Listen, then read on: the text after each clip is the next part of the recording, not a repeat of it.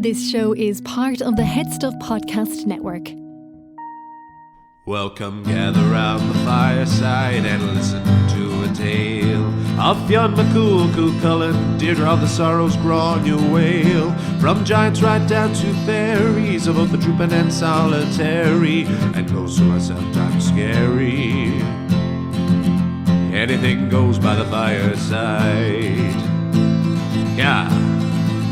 Fireside, the Puka Fireside, the Marrow Fireside. Kings and queens fighting heroes, don't you run from the fun, there's no need to hide. Sit by the fireside.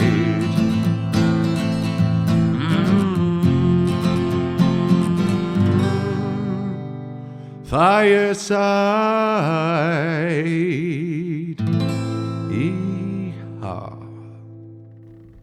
Hello and welcome to Fireside, the Irish storytelling podcast. Each episode of Fireside, we take a story from folklore or mythology, we retell it, have a chat about the tale itself and about the craft, the culture and the history of storytelling. My name is Kevin C. Olahan.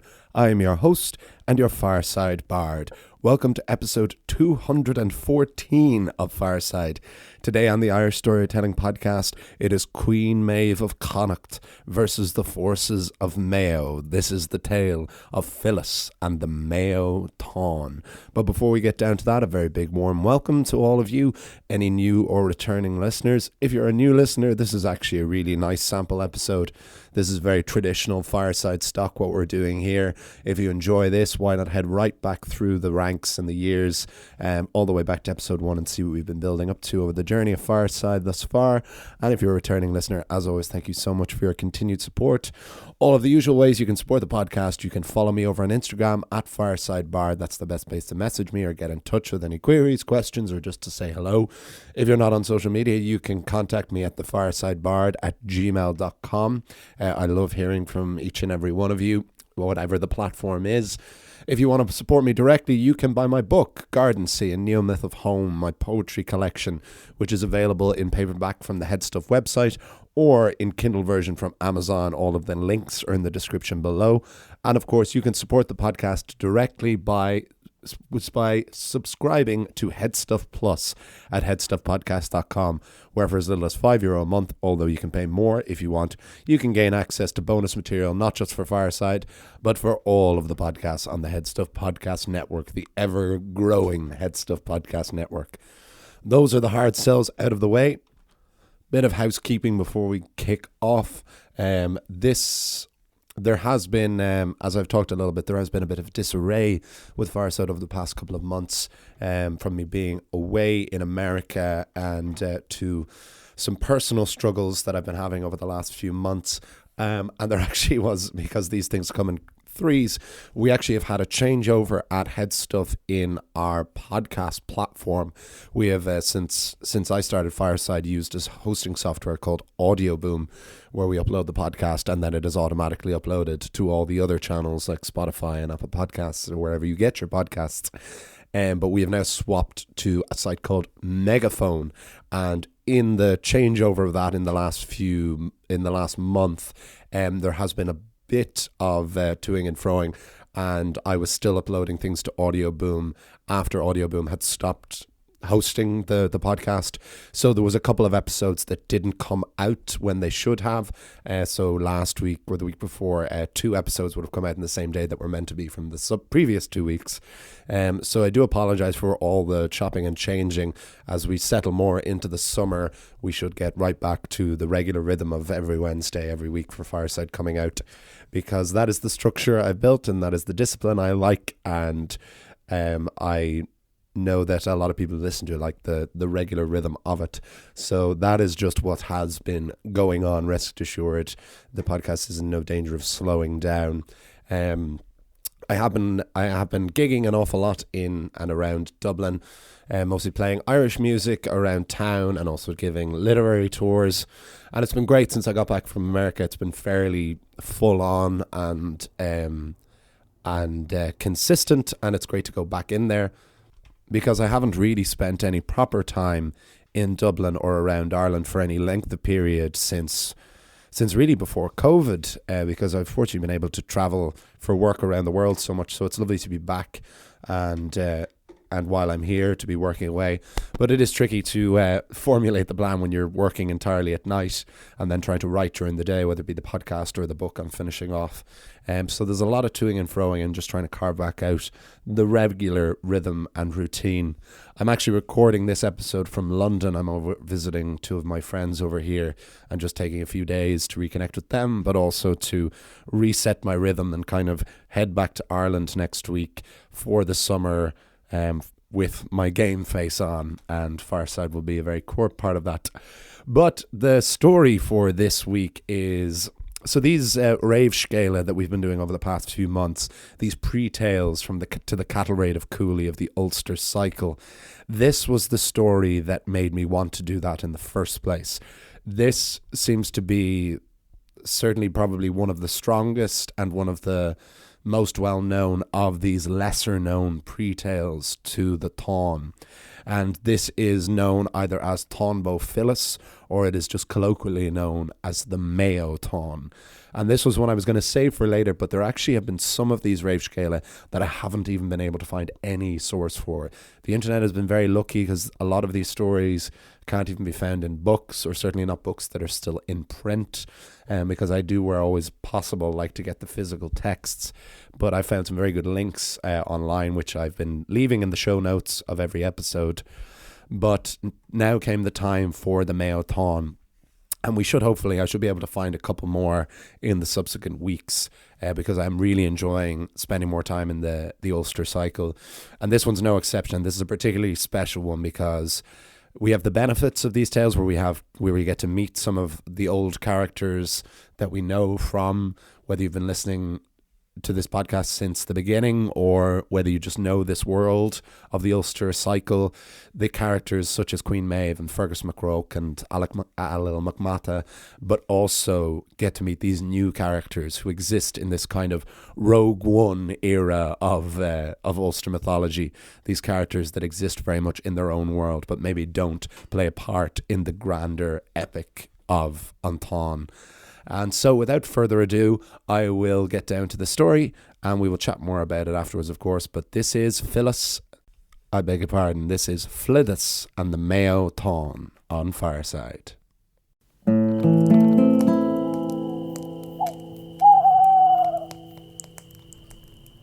Flidhais and the Mayo Táin. There once was a minor tribe of Éire known as the Gawanra, who lived and ruled in the west of the island, in what we would now call County Mayo. The Gawanra were an ancient people, descended from the Firbolg, the bagmen who had ruled Éire before the rival of the gods of the Tua de Danann. This made the proud Gawanra an older tribe than most. The majority of ruling Tuas were descended from the Gaels, the mortal men who had overthrown the Tua de Danann. The Gawanra were, at the time of this tale, ruled by Alil the Fair, Olil Fionn, and his wife, Flidhais. Flidhais was a powerful and beautiful woman, and despite her love and loyalty to her husband, Flidhais was said to possess a voracious sexual appetite. The main source of the power of Flidhais and Olil Fionn was said to be the mighty Mayo, an enormous cow that could feed 300 people in a single milking. Cattle were wealth. Cattle were power. But the man that Flidhais lusted after was Fergus Mac Roich, the exiled king of Ulster, who had recently taken refuge in Cruachan Fort in Connaught with the equally lustful Queen Maebh and her consort, Alil MacMata. And the lust of Flidhais for Fergus would lead to bloody massacre. Fergus was heroic and noble, which made him desirable to nearly all who heard of him, never mind those who could see him with their own two eyes. And when Queen Maebh first welcomed Fergus into her home, it was not long before she welcomed him into her bed. Maev's husband Ailill naturally became jealous of this knightly affair. Ailill may have been king of Connaught, but he was not king of Queen Maeve. The only thing Ailill could do to thwart Fergus was to symbolically take away his manhood. Fergus Mac Roich's greatest source of power was an enchanted sword he would unfurl to put a definitive end to any conflict. While Fergus and Maeve ravaged each other in bed, Ailill crept into Fergus's quarters and stole the Ulsterman's magic blade and replaced it with a wooden sword. But it was a poet who would truly instigate the bloodshed. Bricna was the olive of the west of Ireland, the highest of the poetic classes of the Fila. This gave him tremendous influence and power over those he encountered. Because Gaelic society held by a thread, everything was word of mouth. What did everyone else think of you? So, if a respected poet satirized you, no one else would fear you. And Bricna enjoyed wielding this power. It didn't sit right with the poet that Fergus Mac Roich had abandoned Ulster. He called the exiled king a coward, a turncoat, and a blood traitor, and said as much to the former king's face. But Fergus had not taken his decision lightly. After abdicating his throne to Conchobar Mac Nessa, Fergus had served the new king loyally, until Conchobar's murder of the sons of Uisneach for the kidnapping of the king's future wife, Deirdre, later to be immortalized as Deirdre of the Sorrows. When he realized words would not hurt the exiled king, the poet Bricna decided to take action against Fergus Mac Roich. The poet went to Mayo, to Rathmorgan, the ruling fort of Ullil Fionn and Flidhais. He knew that Flidhais harboured a lust for Fergus, so Bricna told Flidhais of all of Fergus's heroic deeds, of his prowess in battle, of his handsome appearance. This drove Flidhais wild with desire. Bricna did tell Flidhais of her own husband Ullil Fionn's equal nobility, but Flidhais could not be reasoned with. She asked the poet to bring word to Fergus of her desires. So Bricna returned to Croghan Fort and told Fergus Mac Roich of the desires of Flidhais. He also told Queen Maeve of the magnitude of Rathmorgan. Truly I have never seen a larger or more magnificent structure than Rathmorgan, or a more beautiful woman than Flidhais. Fergus Mac Roich decided that Flidhais would be the perfect match to his own sexual appetites, and vowed to liberate her from her husband. Queen Maeve became jealous of her new lover running off into the arms of another. Maeve's husband Ailill was glad Fergus was leaving, and smiled to himself, knowing that his rival was marching off to war without his enchanted sword.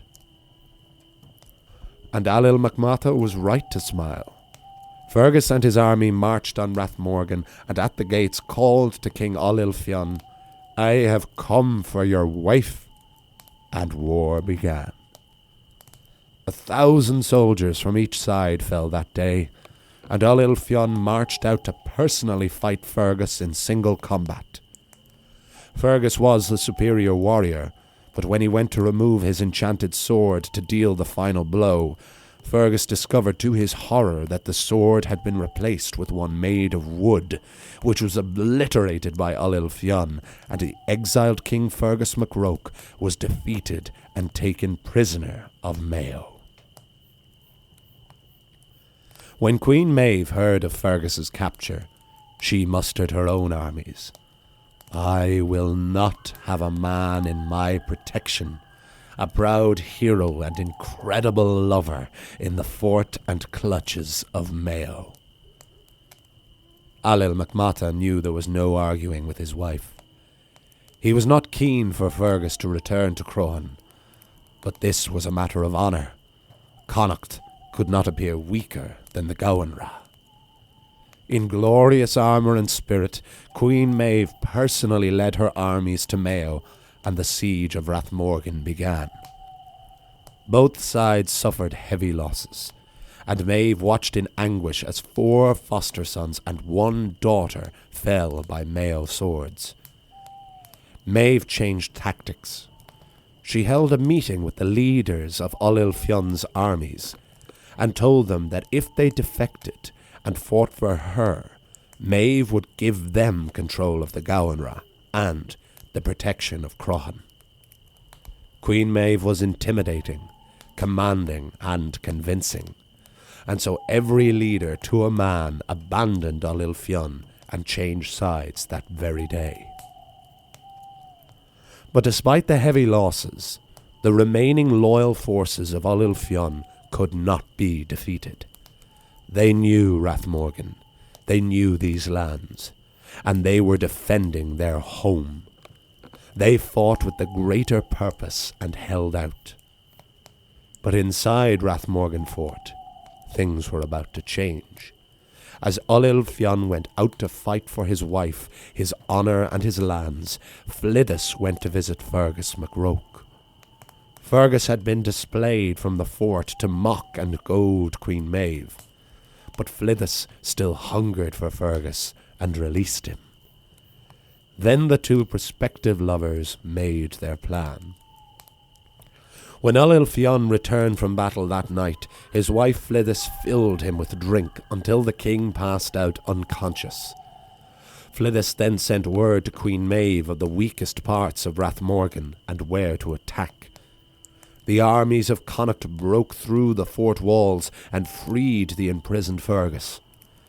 The next morning a hungover and weakened Ullil Fion rose to battle, and the now crazed and angry Fergus Mac Roich fought the king, and after hacking and slashing his body, cut the head from Ullil Fion's neck. With their king dead, the Gowanra were defeated, and Rathmorgan was razed to the ground by the armies of Queen Maeve, in vengeance of the loss of her 4 foster sons and daughter. Fergus impaled Ullil Fion's head on a spike and presented it to Flidhais. But when the queen of the Gowanra looked into the unblinking dead eyes of her husband, the consequences of her actions flooded her brain. "What have I done?" she asked the silent king. Flidhais demanded Fergus bring her the body of Ullil Fion, and when she saw the cut and mangled body, her remorse and devastation intensified. Fergus could see the regret in Flidhais's eyes, but he had not come this far and suffered the loss of so many warriors to go home empty-handed. He was a king of Ulster, an exiled king, but still a king. He could not afford to be taken hostage by some petty tribe. "You're coming home with me," he told Flidhais, "and we're taking your cow too." Fergus came upon the mighty Mayo cow, but having lost its master, the cow would not budge. Fergus tried calling, pushing, and even lashing the cow into submission, but the Mayo could not be moved. It was only Brickna, the poet who had emerged from the woodwork when the fighting was done, that coaxed the Mayo into moving, for the promise of an exceptional fee for the poet, of course. With Flidhais and the Mayo in tow, Fergus and the armies of Queen Maeve left Rathmorgan in ruins and set off for Croghan Fort. But all chieftains have families. The late Ullil Fion's father, Donal Dul Buithe, Donal of the Yellow Locks, was still alive and still a very powerful man. When he learned of his son's massacre, Donal vowed revenge. He intercepted Maeve and Fergus on their route home, but Donal Dul Buithe would not just use men, he would use another kind of warfare. Donal had a ferocious pack of wolfhounds. The Irish wolfhound has always been a legendary creature in Éire, A far cry from the still massive wolfhounds we know today, the Irish wolfhounds of the Celtic times were said to be the size of lions, enormous and terrifying. And Donald's pack of loyal hounds began to tear the armies of Queen Maeve limb from limb. In the chaos, Fergus Mac Roich found Donald and engaged him in single combat. Ailill Mac Mata had returned Fergus's enchanted sword, and Donald Dul Buithe fell by the hand of Fergus Mac Roich. But Donald had a grandson, Ailill Fion's son, Muireadach the Stutterer, who had arrived to aid his grandfather. While the wolfhounds continued to devour the Connaught men, Muireadach liberated the Mayo and Flidhais and returned them to Mayo, to home and to victory. Flidhais never married again and spent her life in the rebuilding and protection of her own tribe, the resilient Gowanra. Queen Maeve and Fergus Mac Roich had to concede defeat. They returned to Croghan Fort, back into the arms of each other, much to the chagrin of Ailill Mac Mata. This was the Táin Bó Flidhais, the raid for the cattle of Flidhais. It was bloody and it was terrible. But this is not a tragedy. And in this Fireside Bard's opinion, they all deserved each other. To be continued.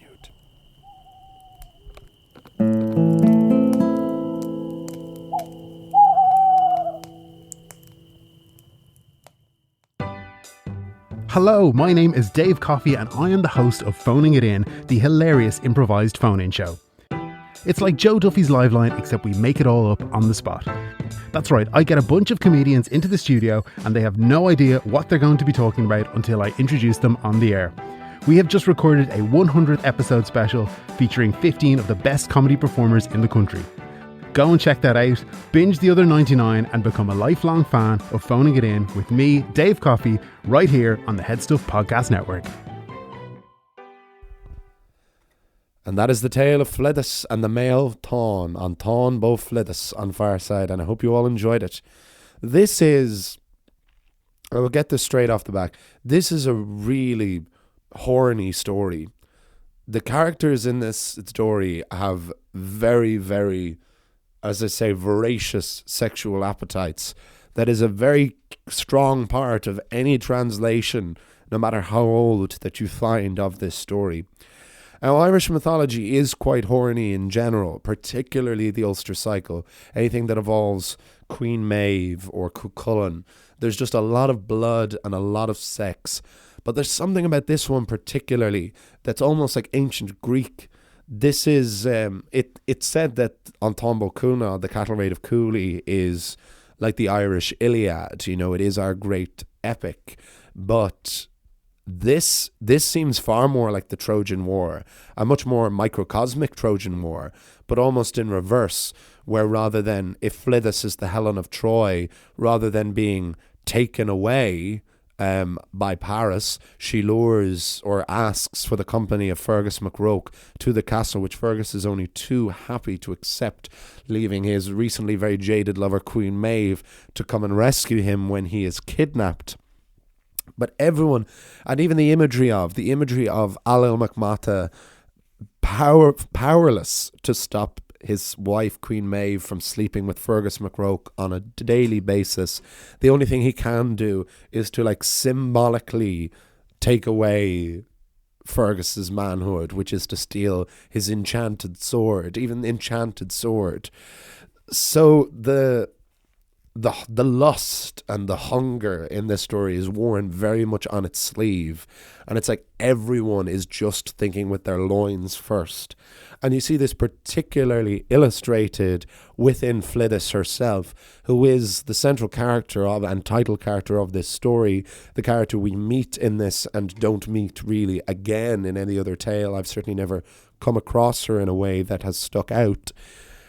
We have her with her voracious sexual appetites and her desire for the handsome and heroic Fergus Mac Roich, But when he comes and they hatch this plan together to murder her husband, she drugs her husband by plying him with drink, and then sends him out hungover and weakened the next day to be decapitated by Fergus.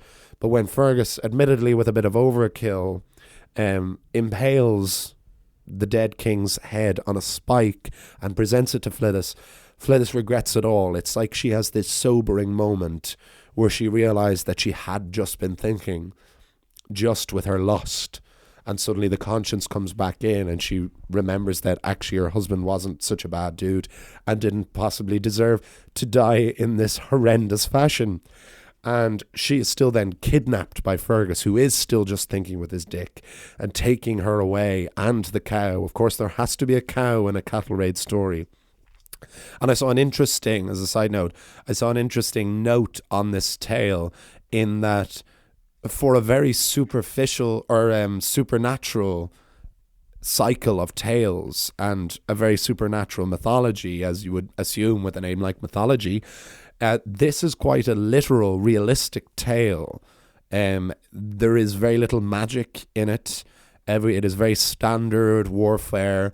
No one is bewitched by any god or anything, but the only thing that was really supernatural and enchanted in it, aside from Fergus's sword, which could again just be more of a metaphor, is the Mayo, is the cow.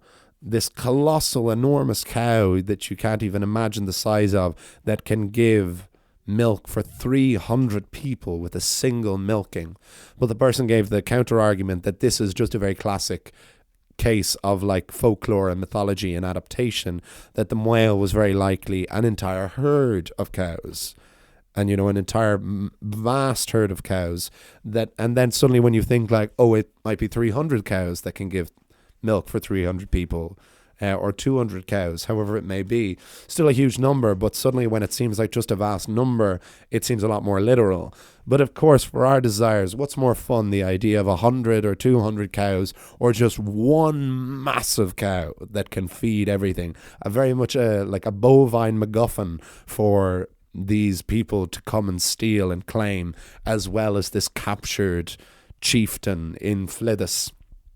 And there are quite a few characters in it, so I hope this was clear. I tried to repeat who was who as much as possible to try and make it clear, mostly because there are two Allils in this tale, and both are jaded husbands as well. Both are chieftains, but not really chieftains in their own homes. We've Allil MacMata of Connaught, Queen Maev's consort, and then we have Allil Fionn, Allil the blonde in is Flidhais's husband in Mayo. And on paper, depending on the version you read, I'll put a link to a couple of them in the description below. Sometimes he is described as Allil, beg your pardon, Allil spelled like O-I-L-L-I and O-I-L-I-L-L, as opposed to Allil, which is A-I-L-I-L-L. But some versions, they are just spelled the same. So giving them their surnames as well helped a little bit with clarity, I hope. But you've obviously got Queen Maeve and Fergus, Flidhais, the two Allils. You've got Bricna, the poet as well, who sows these seeds of dissent. Apparently Bricna in some versions and in other tales is more of a fool, more of a jester who nobody respects.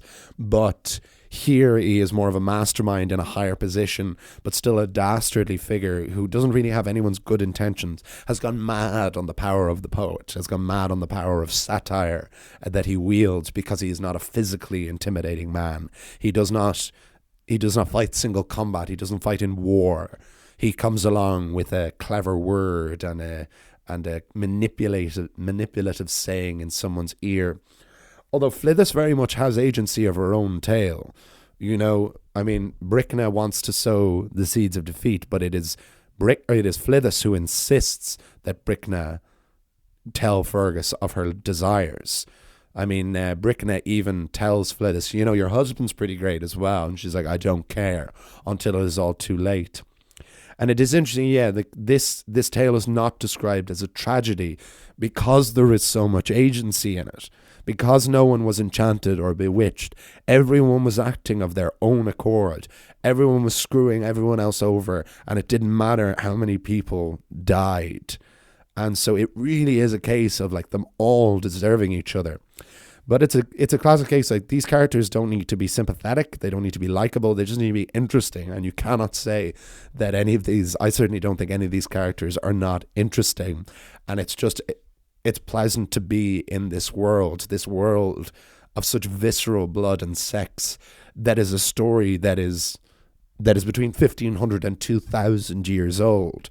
For it to still have that visceral resonance and to be that interesting to adapt and to write and to read, and I certainly hope to listen to, is very exciting and is really, really cool.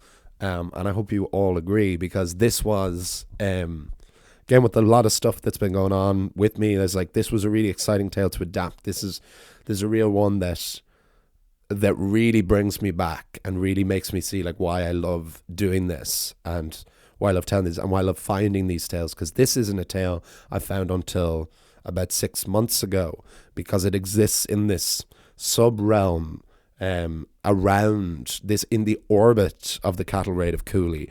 But this is one of those tales, and I've enjoyed every one of these rave scala, but this was the one that lured me back in and made me want to make a kind of sub-cycle out of all of them. Also, yeah, this episode is coming about a little bit late as well, as one of the side effects of singing so much. Like, on Monday nights now I do 2 gigs, one in Devitt's on Camden Street and one in the Temple Bar, and so between the two of them I'm singing for 6 hours a night. So my voice is taking a bit of getting used to, which is frustrating, because I'm losing it quite a bit, which is frustrating when it is my entire livelihood and the things that I do. So yesterday and the day before I couldn't really speak at all. You can still, I'm sure, hear the hoarseness in my voice, but there was at least some resonance there today that I felt I could record the podcast. So glad to have done it now. But I will wrap things up now. I hope you enjoyed the tale. Let me know, as always, what you think. Next week we're going to have another folktale, another Irish folktale from the Fairy and Folktales of Ireland. And the week after that we will have another world tale from another story from various mythology. I hope you enjoyed our tale of Baba Yaga, the Wild Witch of Slavic folklore, a couple of weeks ago. We'll see where we'll take it in 2 weeks from now. But again, all the usual ways you can support the podcast. Follow me on Instagram at FiresideBard. Email me at thefiresidebard@gmail.com. Buy my book, Garden Sea, a Neo-Myth of Home, from headstuff.org or from Amazon on Kindle. Support the podcast on Headstuff Plus at headstuffpodcast.com. I will see you all. You'll hear me all next time. And remember, wherever you are and wherever you go, you can always join me by the fireside. This show is part of the Headstuff Podcast Network, a hub for the creative and the curious. Shows are produced in association with Headstuff and the Podcast Studios Dublin. Find out more or become a member at headstuffpodcasts.com.